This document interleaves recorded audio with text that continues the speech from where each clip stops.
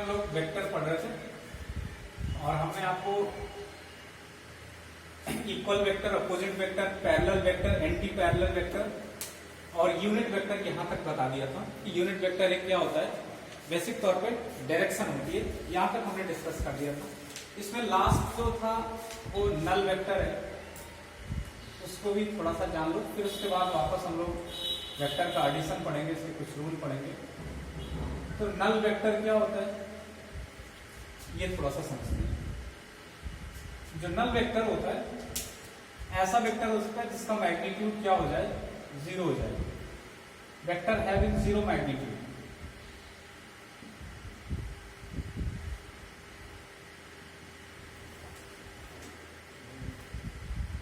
और zero magnitude का जो वेक्टर होगा उसमें मैग्नीट्यूड ना के बराबर है, तो उसकी डायरेक्शन के बारे में क्या होगा कि उसकी डायरेक्शन डिफाइंड नहीं होगी, अनडिफाइंड होगी। समझ रहे हो ना, अनडिफाइंड डायरेक्शन होगी।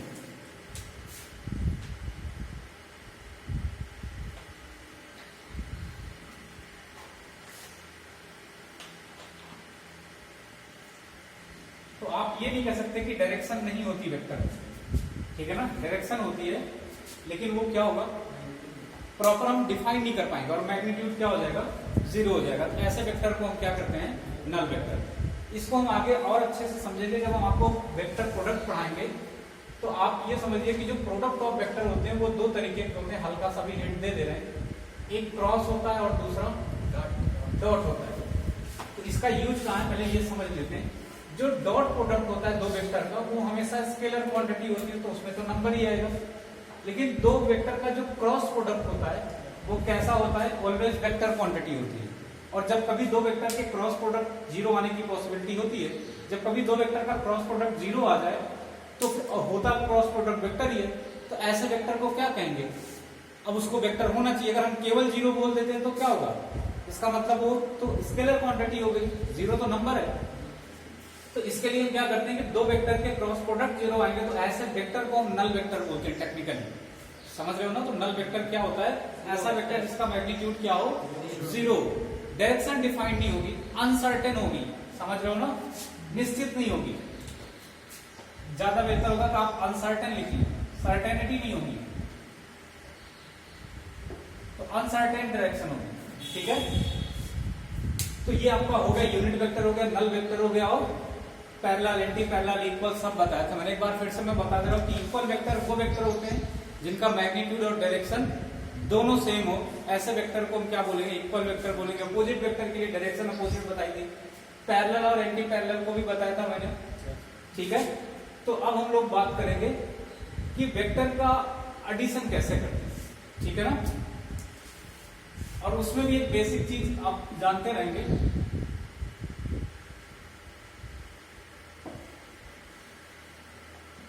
कि वेक्टर को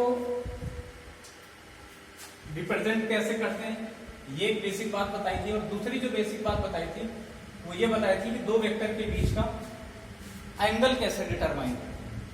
ये दोनों चीजें बताई थी मैंने, नहीं बताई थी। तो एडिशन ऑफ टू वेक्टर और मोर देन टू वेक्टर, यहां पर एडिशन ऑफ वेक्टर पढ़ेंगे।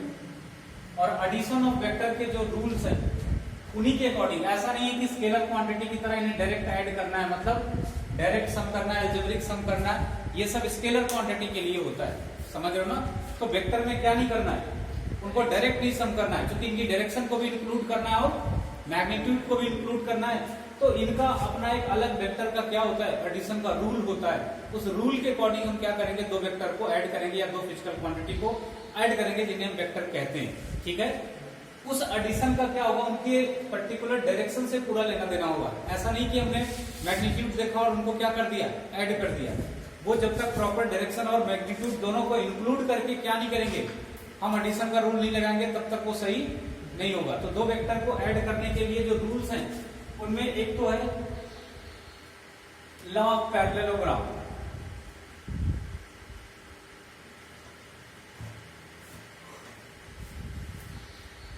दूसरा है law of triangle,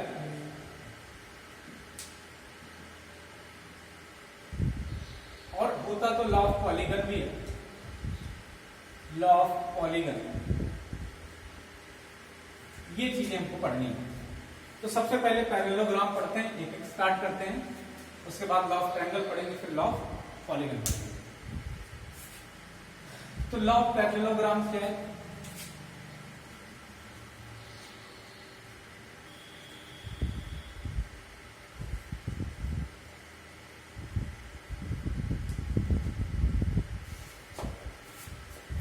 law of parallelogram में करते क्या है ये देखते हैं। जैसे ए और बी दो वेक्टर है, इनको हमको क्या करना है, ऐड करना है।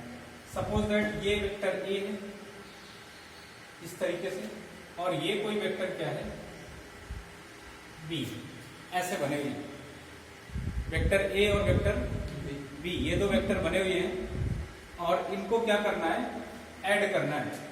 तो वेक्टर ए और बी को ऐड करना है तो पहले हम क्या करेंगे, ये देखेंगे कि इनके बीच का एंगल क्या है। तो वेक्टर ए को ऐसे रिप्रेजेंट करें और वेक्टर बी की टेल को इसकी टेल से मिलाते हुए अगर हम बनाएंगे तो वही डायरेक्शन वही मैग्नीट्यूड लाके ऐसे रखेंगे इस तरीके से, सेम डायरेक्शन में और सेम मैग्नीट्यूड ऐसा।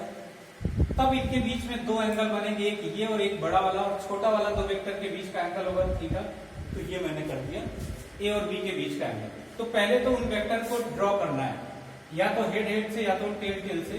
तो बेहतर होगा कि आप टेल और टेल को मिलाएंगे।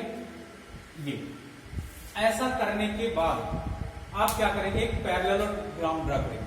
पैरेललोग्राम का मतलब इसके पैरेलल साइड यहां बनाएंगे और इसके पैरेलल साइड यहां बनेंगे, तो ये क्या बन जाएगा। तो ए वेक्टर को हम यहां से लेते हैं ऐसे पैरेलल में, ठीक, और इस वेक्टर के पैरेलल यहां एक वेक्टर बनाते हैं ऐसा, लाइक दिस। तो ये वेक्टर ए है तो ये भी वेक्टर क्या होगा, एग्जैक्ट ए वेक्टर होगा, और ये वेक्टर बी है तो ये भी वेक्टर क्या हो जाएगा, बी होगा। अगर मैं आपसे पूछूं कि क्या ये एंगल जो होगा वो दो वेक्टर के ए और बी के बीच का एंगल होगा, नहीं होगा।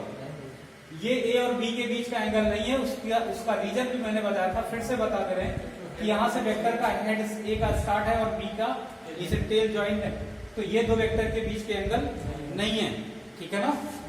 अगर इनके बीच का एंगल निकालना है तो ये है, या इसी को आगे बढ़ाओ तो फिर ये आएगा। बिल्कुल सिमिलरली ये भी इनके बीच के एंगल नहीं है, तो आप यहां से कंफ्यूज नहीं होंगे। तो एक तो ये आपको इतनी बात जानी है कि ये हो गया। अब इस लॉ में करना क्या है, सबसे पहले मैंने बताया कि उनके टेल और टेल मिला के या हेड और हेड मिला के, तो विशेष करके टेल मिला के वो दोनों वेक्टर बनाएंगे, उनके बीच का एंगल थीटा मान लेते हैं, ठीक है। अगर ऐसा है तो हम क्या करेंगे, उसके बाद पैरेललोग्राम ड्रा करेंगे। और पैरेललोग्राम ड्रा करने का पैटर्न मैंने बताया कि ए के पैरेलल एक वेक्टर वही वेक्टर सेम रखेंगे बी के कंटिन्यूएशन में, और ए के कंटिन्यूएशन में बी वेक्टर रखेंगे और क्या ड्रा करेंगे, पूरा पैरेललोग्राम ड्रा करेंगे ऐसे, समझ रहे हो ना, ये और ये। अब ऐसा ड्रा करने के बाद हम एक डायगोनल ड्रा करेंगे, और वो डायगोनल जहां से ये दोनों वेक्टर एंगल बना रहे होंगे, ये वाला डायगोनल नहीं, इसमें दो डायगोनल आएंगे ना, एक ऐसा डायगोनल आएगा एक ऐसा डायगोनल आएगा। तो ये वाला डायगोनल जहां ओरिजिनल वेक्टर, इस वजह से इसको अलग पेन से बनाया था मैंने, तो यहां से क्या करेंगे, आप डायगोनल ड्रा करेंगे। ये डॉटेड लाइन से मैं ड्रा कर रहा हूं ये, और ये डायरेक्शन होगी जो डायगोनल की, और इसी डायगोनल का जो मैग्नीट्यूड होगा यही रिजल्टेंट वेक्टर का डायरेक्शन होगा और मैग्नीट्यूड होगा। तो समझ पाए क्या कह रहा हूं कि diagonal is the resultant vector of a and b. Vector ए और वेक्टर बी का जो रिजल्टेंट वेक्टर होगा, it is the diagonal of that parallelogram which is formed by the vector A and vector b, ठीक है। ये यहां से ए और बी के पैरेललोग्राम में जो ये डायगोनल आएगा, ये आर वेक्टर जो होगा वो क्या हो जाएगा, ए और बी का रिजल्टेंट वेक्टर होगा, वेक्टर रिजल्टेंट होगा। क्लियर है। अब ए से ये कुछ एंगल बनाएगा, बी से कुछ एंगल बनाएगा, क्या डिटेल होगी वो हम बाद में करेंगे चर्चा। अभी इतनी बात समझ में आई सभी को कि नहीं, कि ये पूरा एंगल थीटा है और ये आर वेक्टर जो होगा वो दो वेक्टर के बीच का रिजल्टेंट होगा, इनका और इनका, दोनों का क्या रिजल्टेंट आएगा, वेक्टर रिजल्टेंट, ये आर आएगा। क्लियर है।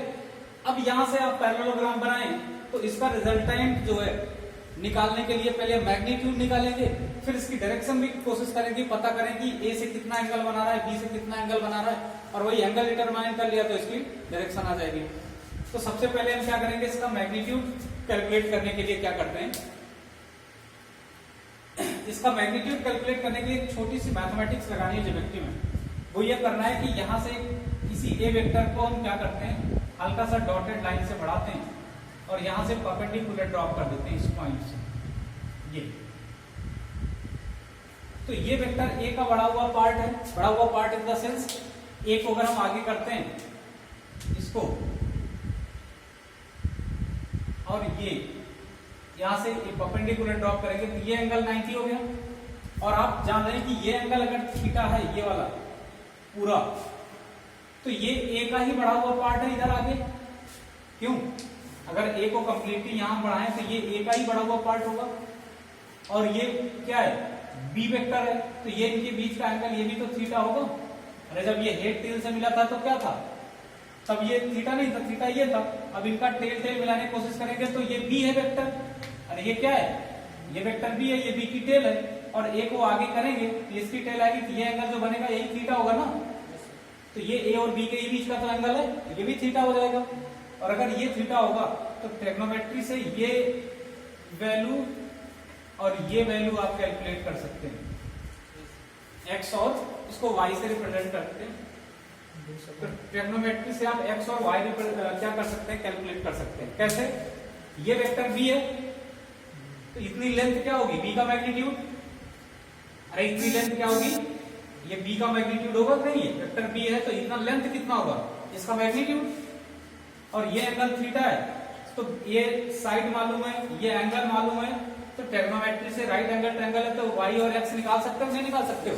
एक्स कितना आएगा, एक्स आएगा बी कॉस थीटा। अगर आप थोड़ा सा भी निकाल पाए तो एक्स आ जाएगा बी कॉस थीटा। क्यों? क्योंकि कॉस थीटा क्या होता है, ये हो जाएगा बेस अपॉन हाइपोटेन्यूज। तो ये बेस क्या होगा, एक्स, और हाइपोटेन्यूज क्या होगा, B. X by B cos theta आ जाएगा। ऐसे वाई क्या होगा, वाई क्या होता है, अगर साइन का लगाएं तो साइन परपेंडिकुलर अपॉन हाइपोटेन्यूज आएगा। परपेंडिकुलर वाई है और ये बी है तो वाई बाई बी क्या हो जाएगा, साइन थीटा। तो वाई क्या आ जाएगा, बी साइन थीटा। अरे यहां से वाई क्या लिख सकते हैं, बी साइन थीटा लिख सकते हैं। ये बात समझ में आ रही है, नहीं आ रही? हमने कहा एक्स को क्या लिख सकते हैं यहां से, बी कॉस थीटा, वाई को क्या लिख सकते हैं, बी साइन थीटा। इतनी बात क्लियर है कि नहीं क्लियर है? ये काम सिर्फ और केवल इस वजह से कर रहे हैं कि हमको आर का मैग्नीट्यूड चाहिए।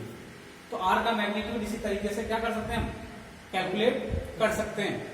अब आर का, अब देखो ये जो पूरा बन गया तो हमको ये पता पड़ गया कि ये एक बड़ा राइट एंगल ट्रायंगल है। कौन सा, जिसका ये हाइपोटेन्यूज है आर, ये और ये दिखा, ये बड़ा वाला राइट एंगल ट्रायंगल दिखा कि नहीं दिखा? तो यहां से यहां तक की जो डिस्टेंस है, इसको थोड़ा सा ऊपर लिखते हैं कि एक्स क्या होगा, ये बी कॉस थीटा होगा और वाई बी साइन थीटा।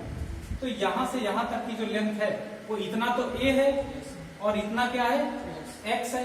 ये पूरा क्या हो जाएगा, ए प्लस एक्स, नहीं इतना ए प्लस एक्स होगा और इतना क्या है, वाई है, और ये आर है। तो ये रिलेशन हम निकाल सकते हैं, मैथमेटिक्स लगाएंगे पाइथागोरस। तो क्या होगा, इसका जो स्क्वायर होगा, इसके मॉड का जो स्क्वायर होगा, मतलब वो इक्वल होगा इसके स्क्वायर के पूरे के, यहां से यहां तक के, और इसके स्क्वायर के सम के। होगा कि नहीं होगा? इसको ऊपर लिखते हैं, ये मिटा दें।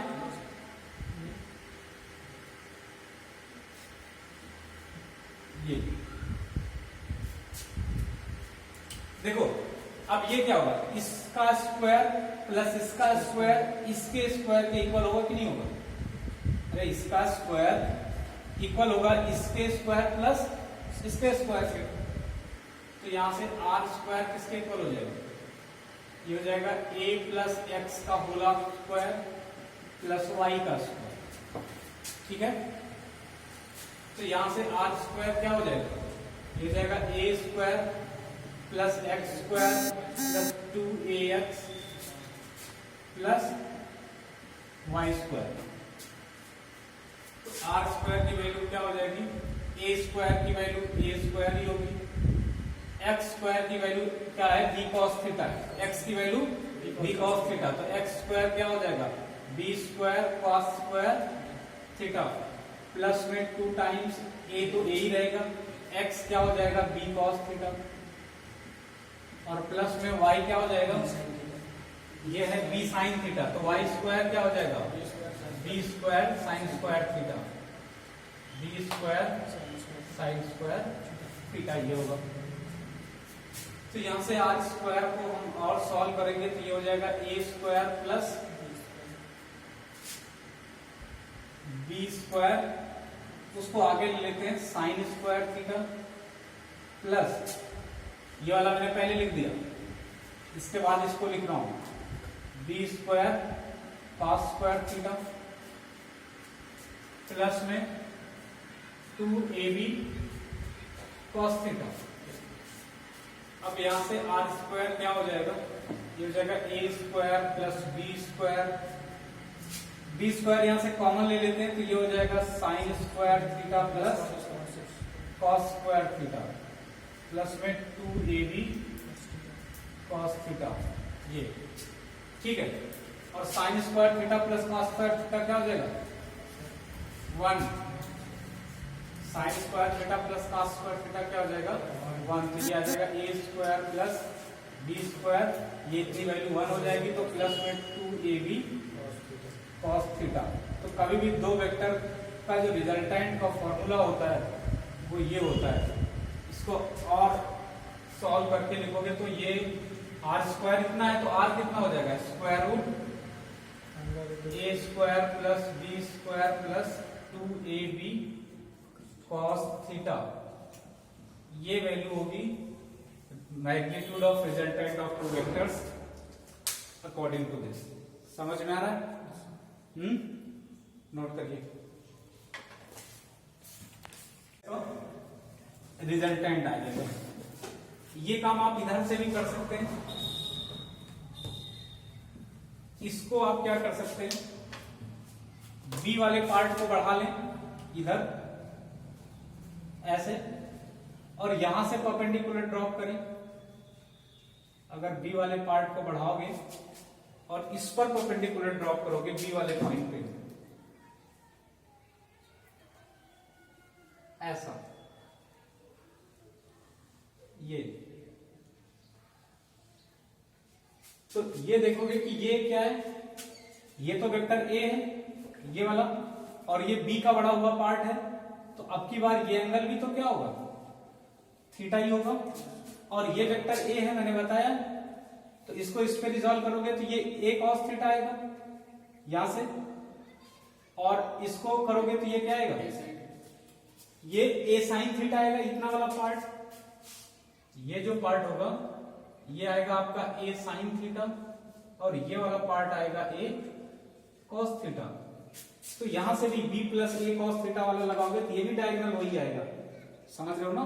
तो कहीं से भी आपको क्या आएगा, रिजल्ट एक ही आएगा जो मैंने पहले बताया।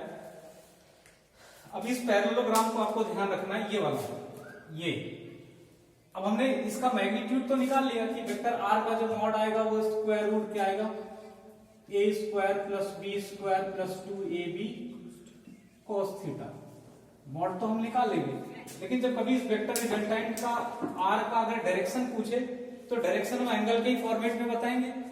तो a से डायरेक्शन क्या होगी, b से इसका एंगल क्या होगा, अगर ये हमको पता पड़ जाए तो हम क्या बता सकते हैं, तब इसकी डायरेक्शन भी बता सकते हैं। तो हम यहां से ये सोचते हैं कि इसका a से जो एंगल है वो क्या है, अल्फा है, और b से जो एंगल है इसको क्या ले लेते हैं हम, बीटा ले लेते हैं। तो a से एंगल को हमने क्या लिया, अल्फा लिया, और b से एंगल को, वेक्टर b से एंगल को क्या लिया, बीटा लिया। अगर tan अल्फा, सॉरी अल्फा और बीटा अगर हमको पता पड़ जाए तो क्या कर सकते हैं हम, फिर तो इसकी डायरेक्शन बता सकते हैं ना कि वेक्टर a से अल्फा एंगल बना रहा है और वेक्टर b से बीटा एंगल बना रहा है, बस अल्फा बीटा कैलकुलेट कर लें। तो अल्फा बीटा के लिए दो राइट एंगल ट्रायंगल है ही हमारे पास, एक ये वाला, ये, और एक ये वाला, इधर देखो ये वाला। तो ये अल्फा बीटा जो एंगल होगा इसके लिए ये राइट एंगल होगा, और ये पूरा ट्रायंगल क्या होगा, राइट एंगल ट्रायंगल होगा। और अल्फा के लिए क्या होगा, ये पूरा राइट एंगल ट्रायंगल होगा, ये 90 होगा तो ये अल्फा होगा। क्लियर है, आ रहा है ना समझ? तो यहां से हम tan अल्फा की वैल्यू लिखेंगे पहले। तो tan अल्फा क्या आएगा, अगर tan अल्फा आप लिखना चाहें तो परपेंडिकुलर अपॉन बेस होगा। तो परपेंडिकुलर तो ये y है और बेस क्या है a प्लस एक्स। तो tan अल्फा को हम क्या लिख सकते हैं, y upon a plus x, या इसको हम y को क्या लिख सकते हैं, b साइन थीटा, नहीं b sine theta upon a plus b cos theta. तो ये क्या हो जाएगा, a plus b cos theta होगा। तो tan अल्फा को हम क्या लिख सकते हैं यहां से, tan alpha is equal to b sine theta upon में a plus b cos theta. आया समझ में कि नहीं? बिल्कुल सिमिलरली ऐसे हम क्या कर सकते हैं, ये बीटा के लिए भी फॉर्मूला बना सकते हैं। जो tan बीटा होगा, ये वाला राइट एंगल ट्रायंगल काम करेगा, ये वाला जिसमें ज्योमेट्री में बनाया मैंने। तो ये तो हो जाएगा परपेंडिकुलर और ये हो जाएगा बेस। तो tan beta is equal to this by this. तो ये होगा a sine theta upon b plus a cos theta. ये हो जाएगा b plus a cos theta. तो ये tan बीटा का फॉर्मूला आ जाएगा। तो यहां से tan अल्फा और tan बीटा दोनों बता सकते हैं आप। अब इसको मेमोराइज रखने का तरीका ये कि जो tan अल्फा है, अल्फा एंगल किससे है, वेक्टर a से, और बीटा एंगल किससे है, वेक्टर b से। तो जिससे एंगल होता है उसके अपोज दूसरे वाले वेक्टर का b sine theta upon b cos theta लिख लेंगे। मेमोराइज करने का तरीका क्या है कि जैसे हमको tan अल्फा लिखना है, तो tan अल्फा एंगल किससे, a से। तो a से है जिसका दूसरा वाला वेक्टर b वाला, इसका sign theta upon b cos theta ये लिख लेंगे।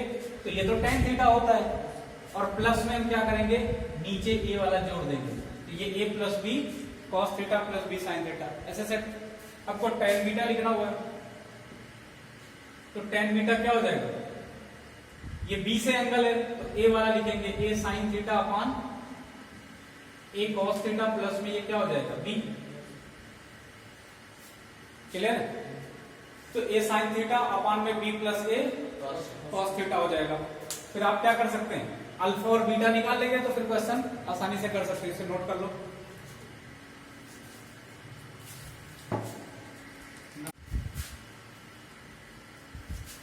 तो यहां से tan अल्फा और tan बीटा दोनों आ सकते हैं। एक क्वेश्चन करिए, आपको इससे बेहतर समझ में आएगा।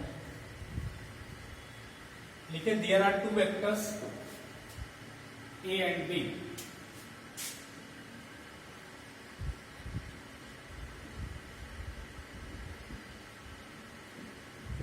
To vectors, vector a and vector b।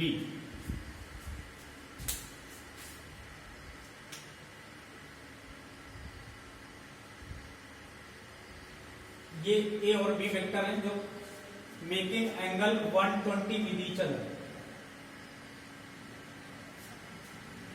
या ऐसा ना लिखो 120, उसमें एंगल ही बताने वाले क्वेश्चन पूछ लेते हैं तो और समझ में आ जाएगा। There are two vectors a and b। One of them का मतलब चाहे a चाहे b, one of them is perpendicular to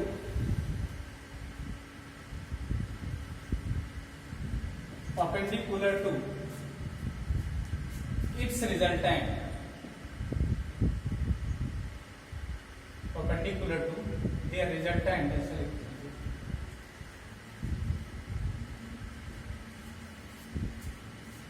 their resultant, if the ratio of magnitude of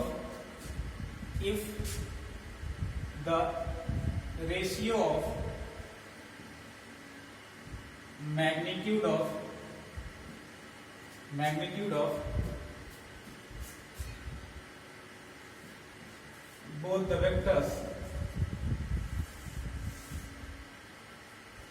is 1:2,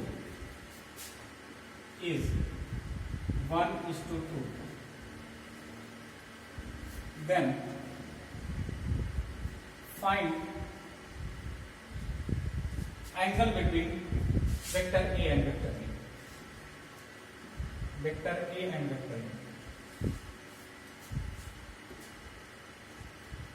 दो वेक्टर ए और बी हैं, उनमें से कोई एक अपने इन दोनों के रिजल्टेंट के साथ 90 डिग्री का एंगल बना रहा है, या आप ये कह सकते हैं उससे परपेंडिकुलर है, और इन दोनों का जो रेशियो है उसका जो मैग्नीट्यूड है वो 1:2 का है।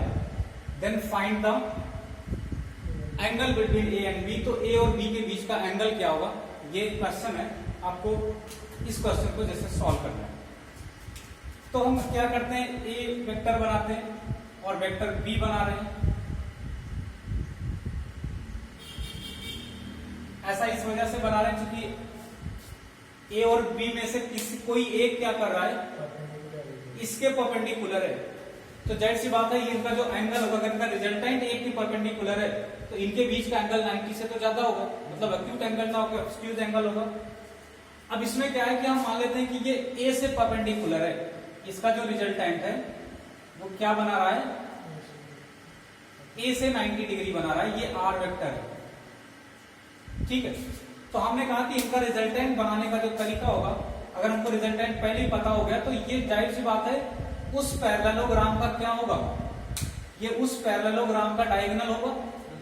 तो इसके पैरेलल एक वेक्टर बनाएंगे ऐसा जो बी होगा, और इसके पैरेलल एक वेक्टर बनाएंगे जो क्या होगा, ए होगा ऐसा। ये वेक्टर बी होगा और ये ए होगा, और यहां से एक चीज लग भी रहा होगा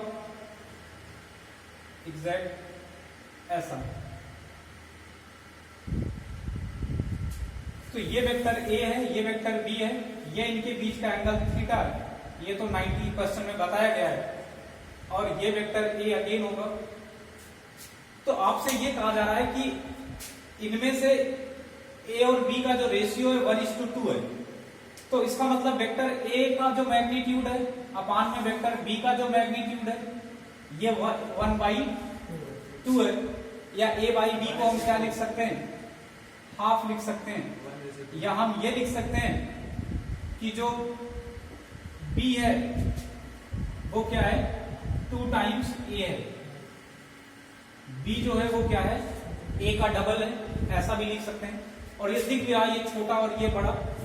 अब रही बात, हमने ए को ही क्यों छोटा बनाया, बी को छोटा बना सकते थे, क्योंकि बी को मैग्नीट्यूड में बड़ा लिया है और ए को मैग्नीट्यूड में छोटा लिया है। अब ये कॉमन सेंस तुमको तब आएगा जब आप ध्यान से देखोगे, इसको समझोगे, पढ़ोगे, और जो हमने tan थीटा बनाया है वो समझोगे।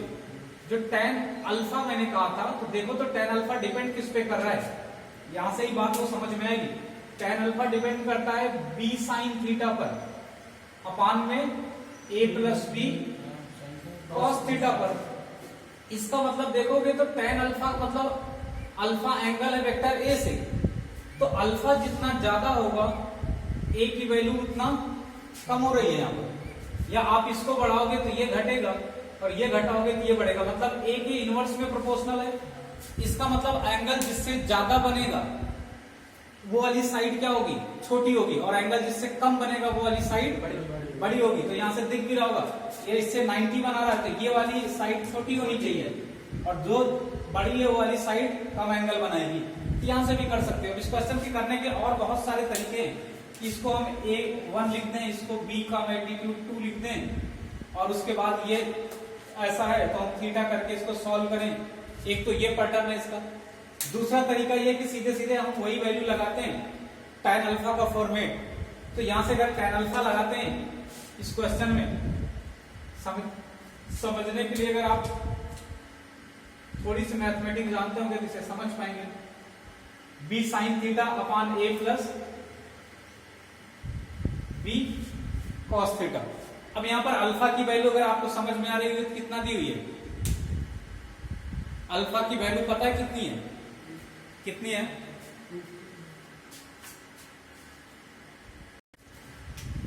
तो a और r के बीच का एंगल है अल्फा।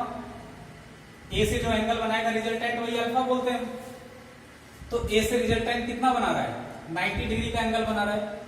तो यहां पर ये वैल्यू क्या हो जाएगी अल्फा की वैल्यू क्या होगी 90 डिग्री होगी, और अल्फा की वैल्यू 90 डिग्री होगी तो यहाँ पर tan 90 लिखेंगे, और tan 90 लिखेंगे तो ये हो जाएगा b sin theta upon a plus b cos theta. अब tan 90 की वैल्यू क्या होती है, कहीं तो ये नहीं जानते होंगे कि tan 90 की वैल्यू क्या होती है, तो उनसे पूछे कि sin 90 की वैल्यू क्या होती है 1 होती है, cos 90 की वैल्यू क्या होती है 0 होती है, 1 अपान 0 क्या हो जाएगा, तो tan 90 क्या हो जाएगा इनफाइनाइट हो जाएगा।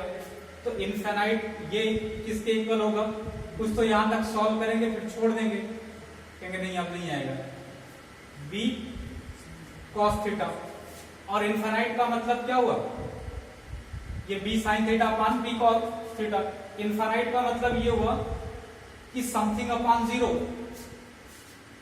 जैसे या तो 1 अपान 0 है लिखा भी है 1 अपान 0 इनफाइनाइट है यहाँ के केस में, क्योंकि sin 90 में sin जो sin थीटा और sin 90 1 होगा cos 90 0 होगा तो 1 अपान 0 है। इसका मतलब ये इनफाइनाइट कब आएगा जब इसका डिनोमिनेटर 0 हो, ये वैल्यू इनफाइनाइट कब आएगी जब ऊपर वाली कुछ भी हो लेकिन नीचे वाली पूरी क्या हो 0 हो जाए। इसका मतलब ये है कि a plus b cos theta को क्या होना चाहिए 0 होना चाहिए। अरे इस इक्वेशन का तो यही मतलब हुआ ना कि a plus b cos theta क्या आना चाहिए 0 आना चाहिए, तभी इनफाइनाइट आएगा ना ये। और अगर ऐसा है तो b cos थीटा किसके इक्वल है, इधर जाएगा तो ये क्या हो जाएगा माइनस ऑफ a, अरे a इधर जाएगा तो माइनस a हो जाएगा ना, तो cos थीटा किसके इक्वल होना चाहिए माइनस a बाई b, अरे माइनस a बाई b होगा या नहीं होगा, और a बाई b क्या दिया हुआ है हाफ। अब ये आ गया cos theta is equal to minus half, हमको थीटा ही कैलकुलेट करना है, थीटा आ गया तो हमारा क्वेश्चन आ गया। अब अगर कहीं ऐसा लिखा हो कि cos theta is equal to minus half, तो cos थीटा माइनस हाफ कब होता है 180 पर तो माइनस 1 होता है, माइनस हाफ कब होता है बताया, cos थीटा माइनस हाफ होता है 120 पर, तो cos theta is equal to minus half का मतलब cos 120 क्या हो जाएगा ये cos 120 डिग्री, तो यहां से थीटा क्या आ जाएगा 120 डिग्री, ये आंसर होगा आपका कि थीटा क्या आ जाएगा 120 डिग्री आएगा। इस क्वेश्चन को ऐसे करेंगे, तो समझ आ रहा है। ऐसे बहुत सारी जगह पर जहां पर भी रिजल्टेंट से आपको कोई एंगल दे आप फट से इस फार्मूले पे आ जाइए, चाहे अल्फा दे तो बीटा दे तो tan बीटा लगा दीजिए, उस क्वेश्चन को इधर से सॉल्व कर लीजिए। जब भी वो डायरेक्शन का क्वेश्चन देगा तो बहुत कम पूछता है कि रिजल्टेंट का एंगल बताओ ए वेक्टर से या बी वेक्टर से, वो इसको उलट देता है क्वेश्चन को, वो कहता है रिजल्टेंट इसके साथ इतना एंगल बना रहा है। अब किसी वेक्टर को पूछ लेगा या क्या बन सकता है इसमें क्वेश्चन, या टोटल वेक्टर के बीच का एंगल पूछ लेगा, थीटा पूछ लेगा। ये थीटा और अल्फा में अच्छा रिलेशन दिया हुआ है, इसका यूज करेंगे तो समझ में आएगा, और इसका यूज करने के लिए दिमाग को क्या करना होगा चलाना होगा। नोट करिए, हमने ये वेक्टर a बनाया था, ये वेक्टर b बनाया था, और इससे पैरेललोग्राम ड्रा किया था, और ये वेक्टर r बनाया था। ये एंगल थीटा जो था ab के बीच का था, अल्फा जो था वो r और a के बीच का था, बीटा जो था वो b और r के बीच का एंगल था ये। तो tan अल्फा का फार्मूला इस वजह से बताया था कि यहाँ से इसका tan होता है, tan बीटा का इस वजह से बनाया था, इससे होता है। तो ये जो tan अल्फा है ये आपको ध्यान रखना पड़ेगा, ये होता है b sin theta upon a plus b cos theta, और जो tan बीटा है ये क्या था a sin theta upon b plus a cos theta. यहां से एक बात ये समझ में आ रही है कि जो अल्फा एंगल है tan का अल्फा वो किस पे डिपेंड कर रहा है इनवर्स a पे, और जो tan का बीटा एंगल है वो किस पे डिपेंड कर रहा है इनवर्स b पे। इसका ये मतलब हुआ कि अल्फा तब ज्यादा होगा जब ये ए छोटा हो। अरे भाई tan अल्फा किस पे डिपेंड करता है? 1/a पर। तो इसके डिपेंडेंसी को देखें तो, और tan बीटा किस पे डिपेंड करे? ये 1/b पे। ठीक है, तो यहां से आप देखेंगे कि अगर a की वैल्यू बढ़ाते हैं तो अल्फा की वैल्यू क्या होती जाएगी? कम होती जाएगी। और अगर b की वैल्यू बढ़ाते हैं तो बीटा की वैल्यू, मतलब रिजल्टेंट क्या होगा? इनके मैग्नीट्यूड पे डिपेंड करता है। इसका मैग्नीट्यूड बढ़ेगा तो रिजल्टेंट इसकी तरफ झुक जाएगा। अरे एंगल कम होने का क्या मतलब हुआ? कि इसकी तरफ झुक जाएगा। और अगर इसकी वैल्यू बढ़ेगी तो रिजल्टेंट इसकी तरफ झुक जाएगा। रिजल्टेंट क्या होता है? इन दोनों का मतलब हुआ कि एक वेक्टर, या आप ये ऐसे कह सकते हो, समझ लो दो बच्चे हैं और ये पिताजी हैं, तो जो ज्यादा पैसा कमाएगा क्या होगा? पिताजी उसकी तरफ क्या करते हैं? झुक जाते हैं, मतलब उससे कम एंगल बनाएंगे, क्लोजनेस ज्यादा होगी, और उससे दूरी कर लेंगे जिससे क्या होगा? इसके पास मैग्नीट्यूड कम होगा। और जैसे इसने मैग्नीट्यूड बढ़ाया तो क्या होगा? इसकी तरफ झुक जाएंगे। इसने मैग्नीट्यूड बढ़ाया इसकी तरफ। इसका मतलब अल्फा तब ज्यादा होगा जब ए, ध्यान से समझो, जब ए कम होगा। और अल्फा ज्यादा होने का मतलब क्या हुआ? कि एंगल ज्यादा हो गया। एंगल क्या होगा? ज्यादा होगा, तो मैग्नीट्यूड कम होगा। समझ में आ रहा है नहीं आ रहा है? और जब दोनों का मान लो मैग्नीट्यूड ही बराबर हो जाए, तब जब दोनों के पास बराबर पैसा हो तो पिताजी बीच में होंगे।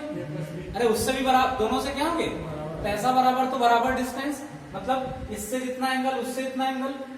तो क्या होगा? अगर दो वेक्टर इक्वल मैग्नीट्यूड के होते हैं तो बार बार आप सुनते हो कि if two vector are equal in magnitude then their resultant go through the angle bisector. उनके एंगल बाइसेक्टर से जाएगा, मतलब बीचों बीच से जाएगा। नहीं समझे? अगर ये दोनों मैग्नीट्यूड में बराबर हो जाएंगे तो ये कहां जाएगा? θ/2 से इधर, θ/2 से इधर, एंगल को बाइसेक्ट करता हुआ जाएगा रिजल्टेंट। समझ में आया? नहीं आया तो फिर से रख के देखते हैं।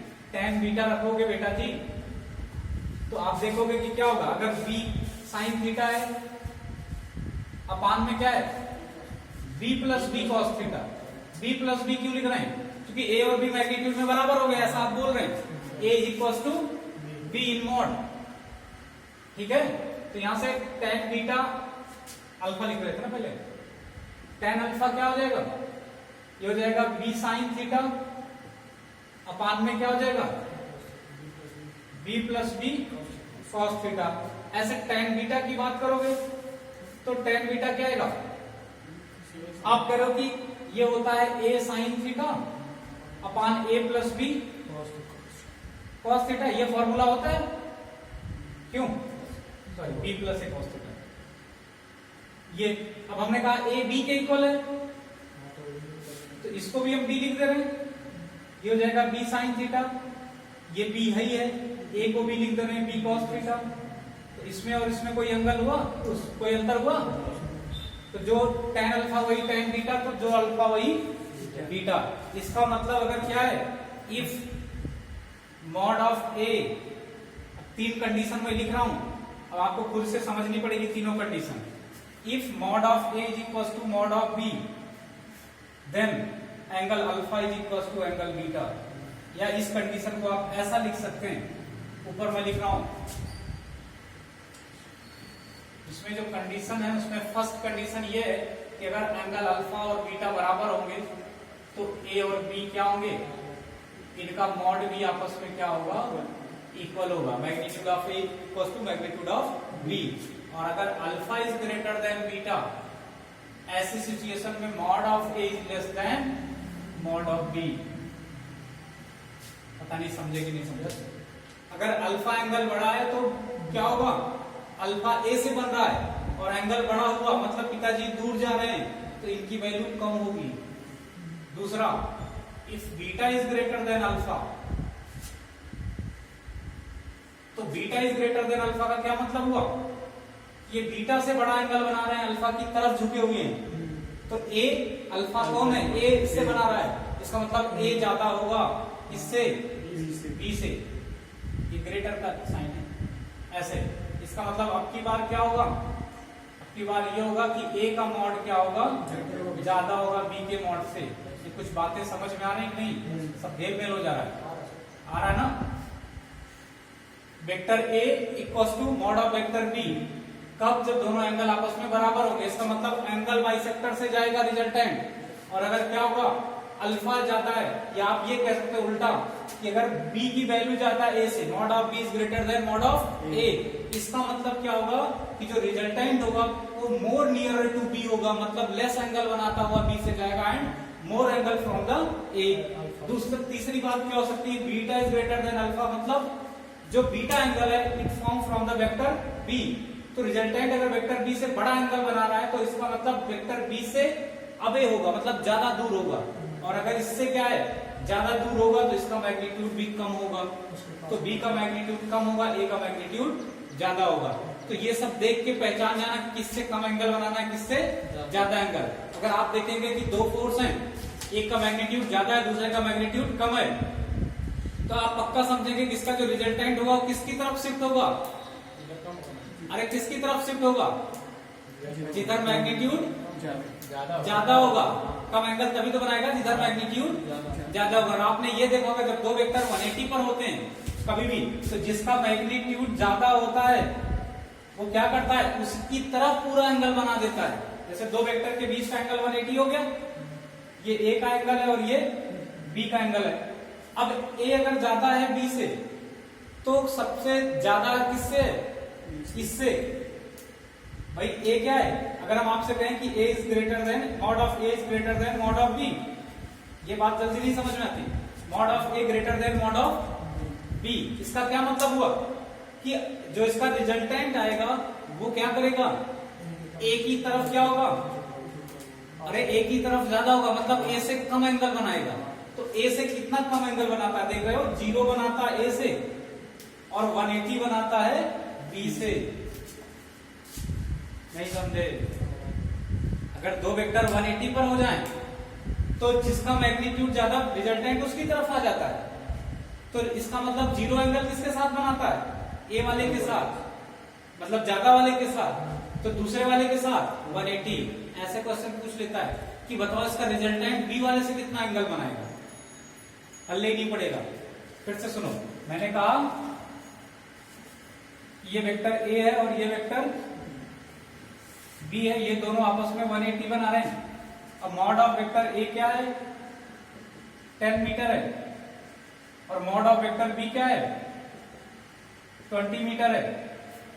तो किसका मैग्नीट्यूड ज्यादा है, b का। रिजल्टेंट किसकी तरफ आएगा, b की तरफ आएगा, r।